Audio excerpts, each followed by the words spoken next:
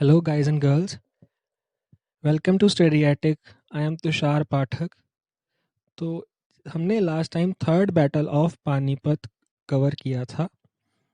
अब हम मराठा एम्पायर में आगे बढ़ते हुए एंग्लो मराठा वॉर्स को देखेंगे, जिसमें आज हम इस लेक्चर में फर्स्ट एंग्लो मराठा वॉर्स को पढ़ेंगे. तो चलिए शुरू करते हैं. 1761 में बालाजी बाजीराव की मृत्यु के बाद उनका पुत्र माधवराव पेशवा बनता है, जो कि एक able and efficient leader prove होता है. जल्दी ही माधवराव अपनी लॉस्ट पावर और प्रेस्टीज को वापस इकट्ठा कर लेता है और मराठा कन्फेडरेसीज के जो चीफ होते हैं उनको भी यूनाइट करने में वो सफल रहता है.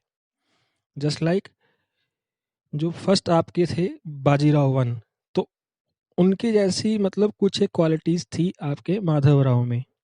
वो बहुत ही शॉर्ट टाइम में, जो जस्ट 11 साल में दिल्ली से लेकर श्रीरंगपट्टनम तक अपना कंट्रोल एस्टेब्लिश कर लेते हैं. So he was such a capable leader.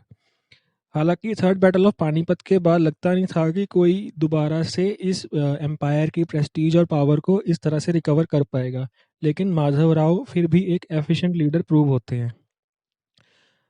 तो उस समय क्या होता है, मैसूर किंगडम को लीड करने वाला था हैदर अली. हैदर अली बहुत सी कैंपेन्स लॉन्च करता है माधवराव के अगेंस्ट, जिसमें उसे सभी में हार का ही मुंह देखना पड़ता है, क्योंकि माधवराव बहुत स्ट्रांग होता है. माधवराव लेकिन काफ़ी यंग एज में ही लगभग 1772 में मर जाते हैं. उनकी मृत्यु के पश्चात रघुनाथ राव जो है वो अपनी पेशवा की गद्दी के लिए दावेदारी जताते हैं. लेकिन उस समय के जो मराठा किंगडम में एक इम्पॉर्टेंट मुखिया होते थे जिनका नाम था नाना फडणवीस. वो क्या करते हैं, वो रघुनाथ राव की जगह नारायण राव को पेशवा बना देते हैं. तो नारायण राव कौन थे? नारायण राव थे माधवराव के भाई. ये देखकर रघुनाथ राव जो है वो तिलमिला गया और उसने नारायण राव को मरवा दिया. लेकिन तब भी रघुनाथ राव पेशवा तो बन नहीं पाया. नारायण राव का जिस समय मर्डर हुआ उस समय उसका एक न्यूली बॉर्न बेबी था जिसका नाम था माधवराव. अब ये हम इसको कहेंगे माधवराव टू. ठीक है. तो नारायण राव की मृत्यु के बाद नाना फडणवीस माधवराव टू को एज ए किंग, नया किंग इंस्टॉल कर देते हैं. इस इवेंट से रघुनाथ राव का जो गुस्सा है ना वो 7वें आसमान पे पहुंच जाता है. तब रघुनाथ राव पहुंचते हैं ब्रिटिशर्स के पास हेल्प मांगने के लिए कि भाई मुझे मेरे पॉलिटिकल एम्बिशंस पूरे करने हैं और आप मेरी इसमें हेल्प करो. इस इवेंट से फर्स्ट एंग्लो मराठा वॉर जो है 1775 में शुरू हो जाती है. और कब तक चलेगी ये चलती है 1782 तक. और उस समय वॉरेन हास्टिंग जो थे वो थे गवर्नर जनरल ऑफ बंगाल. ये बात ध्यान में रखना कि इस टाइम के दौरान 1782 के आसपास वॉरेन हास्टिंग्स थे गवर्नर जनरल ऑफ बंगाल. ये मैं आगे बताऊंगा, मैं ये क्यों इसको मेंशन आपको एक एम्फेसिस देके कर रहा हूँ. तो 1775 में क्या होता है कि ट्रीटी ऑफ सूरत साइन होती है, जिसमें रघुनाथ राव सालसेट और बसेन को इंग्लिश को सौंप देते हैं. इसके बदले में इंग्लिश रघुनाथ राव को 2500 सोल्जर्स की मदद करते हैं. 2500 सोल्जर्स रघुनाथ राव को मिल जाते हैं. किसके बदले में? जब वो सालसेट और बसीन को इंग्लिश को सौंप देंगे. तो ट्रीटी ऑफ सूरत उस समय बॉम्बे काउंसिल और रघुनाथ राव के बीच होती है. अब ब्रिटिश आर्मी और रघुनाथ राव की आर्मी मिलकर पेशवा पर अटैक करते हैं और जीत जाते हैं. तो यहाँ पे तो आपको ऐसा लग रहा होगा कि ब्रिटिश आर्मी और रघुनाथ राव की आर्मी ने मिलकर पेशवा पर अटैक कर लिया और उनको जीत लिया, लेकिन असल में ऐसा होता नहीं है. तो ये चीज़ ट्रीटी ऑफ सूरत कैसे खारिज होती है या क्या इसका ड्रॉबैक रहा, इसको मैं थोड़ा सा समझाने के लिए आपको एक बैकग्राउंड की स्टोरी समझाता हूँ कि 1773 में ब्रिटिश सरकार द्वारा एक रेगुलेटिंग एक्ट पास होता है. उसके अकॉर्डिंग ब्रिटिशर्स की 3 प्रेसिडेंसीज जो थी, दैट इज़ बॉम्बे, कलकत्ता, या फिर हम कलकत्ता वाली को बंगाल का भी कह देते हैं, और मद्रास, इनमें से बंगाल की जो प्रेसिडेंसी है उसको सुपीरियर ठहराया गया in comparison to Bombay and Madras, और जो सुपरवाइजरी सुपीरियर पावर थी वो किसके पास चली गई, वो चली गई बंगाल के पास यानी कलकत्ता के पास। तो उस समय तीनों प्रेसिडेंसीज का मतलब बॉम्बे, मद्रास और कलकत्ता का एक एक गवर्नर होता था। अब इस रेगुलेटिंग एक्ट के पास होने के बाद जो ये बंगाल का गवर्नर था इसको कहा जाने लग गया गवर्नर जनरल ऑफ बंगाल, और उसके पास मेजर सुपरवाइजरी पावर्स आ गई। ठीक है, वापस आते हैं अपने टॉपिक पे।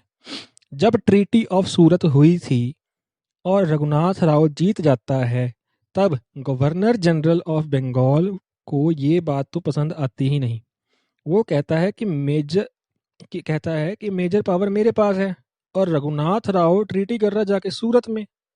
तो गवर्नर जनरल ऑफ बंगाल जो है वॉरेन हास्टिंग इस जीत को एनल या फिर हम कह सकते हैं खारिज कर देते हैं। जीती जिताई जो उनकी थी बैटल उसको वो नलीफाई कर देते हैं और एक नई ट्रीटी वो करते हैं। कौन करते हैं? Warren Hastings. किसके साथ करते हैं?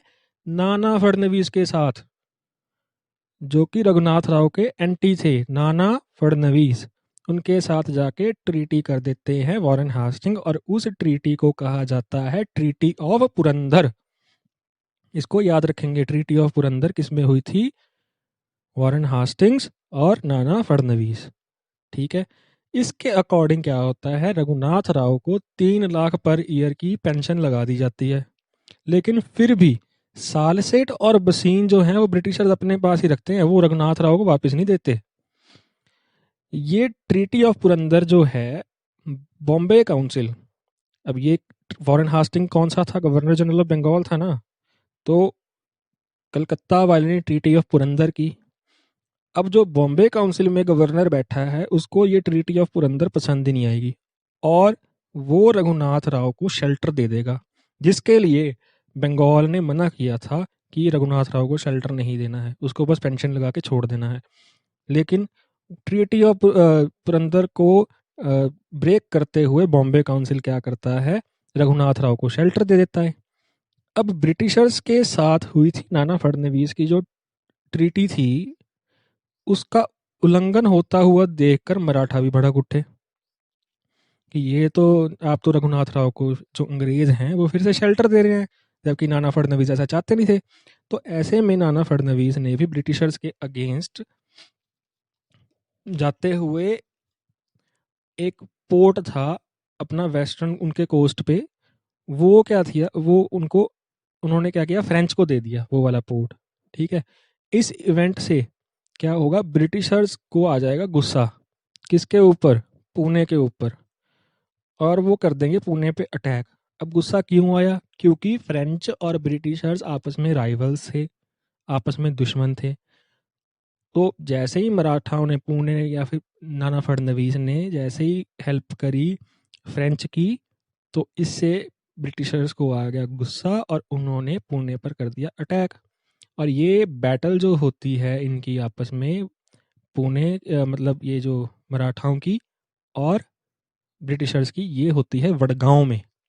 ठीक है, तो इसमें जो मराठास को लीड कर रहे थे वो थे महादजी शिंदे।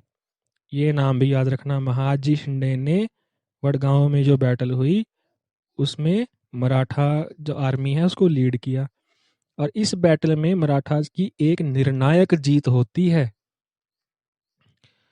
अब जब ये जीत जाते हैं मराठास, तो English were forced to sign another treaty, जिसको कहा गया ट्रीटी ऑफ वडगांव। और ये ट्रीटी कब साइन हुई थी? ये हुई थी साइन 1779 में। ठीक है, अब इन दोनों के बीच में एक सीरीज ऑफ बैटल स्टार्ट हो जाती है मराठास और ब्रिटिशर्स के बीच में, जिसका अंत होता है ट्रीटी ऑफ सालबाई के साथ 1782 में। ट्रीटी ऑफ सालबाई होगी तब कहीं जाकर इनमें फिर शांति होगी, एक जीत जाएगा एक हार जाएगा। अब रिजल्ट देख लेते हैं फर्स्ट एंग्लो मराठा वॉर का रिजल्ट क्या रहा। इसमें क्या होता है कि इंग्लिश और मराठा के बीच में संधि हो जाती है कि अब हम आपस में नहीं लड़ेंगे और अपने एक कॉमन एनिमी की तरफ फोकस करेंगे, और ये कॉमन एनिमी था मैसूर। ठीक है। और क्या होता है, इंग्लिश क्या करते हैं, माधवराव टू को अपना पेशवा जो है वो एक्सेप्ट कर लेते हैं। ठीक है। इसके बाद हम नेक्स्ट लेक्चर में सेकंड एंग्लो मराठा वॉर और थर्ड एंग्लो मराठा वॉर के साथ इस चैप्टर को क्लोज कर देंगे। फिर आगे ब्रिटिशर्स की जो आगे की पॉलिसीज़ हैं उस पर हम आगे बढ़ेंगे। So that's all for now, thank you.